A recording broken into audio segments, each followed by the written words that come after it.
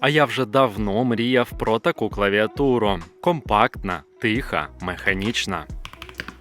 Keychron V1 Max приєднується і по Bluetooth, а у комплекті є два USB-донгла на Type-A і Type-C, які міцно магнітяться у корпусі. Перемикатися між Windows та macOS достатньо просто, а у комплекті є змінні кейкапи під розкладку вінди. Оптичні даблшот кейкапи зроблені з PBT-пластику, непрозорі та мають профіль оса. Свічі Gateron Jupiter підтримують гарячу заміну та мають звукопоглинаючу рухому прокладку. У верхньому ряді функціональні клавіші та механічне коліщатко. І все це можна налаштувати під себе. Як же без RGB підсвітки, що має 22 пресети, та функцію NK Rollover. Заряджається Keychron V1 Max по Type-C та має акумулятор 4000 мАч, якого вистачить на 200 годин роботи. А замовляв я цю клавіатуру тут.